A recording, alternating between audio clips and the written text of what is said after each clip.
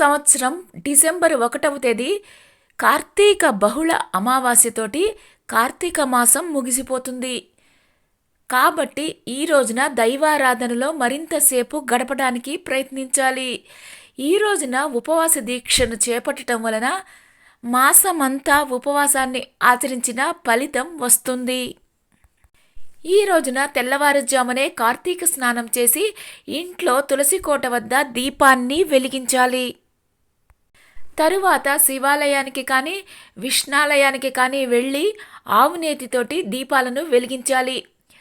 స్వామి దర్శనం చేసుకోవాలి. అమావాస్య రోజున సాయంత్రం సమయంలో ఆవునేతి దీపాలు వెలిగించి మహాలక్ష్మిని ఆరాధించినట్లయితే లక్ష్మీ కటాక్షం కలుగుతుంది. కార్తీక అమావాస్య రోజున పితృకార్యాలను నిర్వహిస్తే శుభ ఫలితాలు చేకూరుతాయి.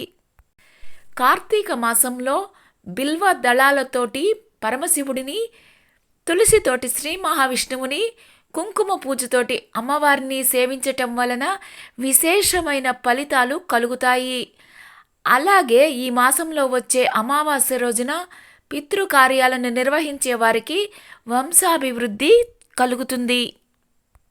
అమావాస్య రోజున పితృకార్యాలు నిర్వహించటం వలన వాళ్ళు సంతోషించి సంతృప్తిని చెందుతారు.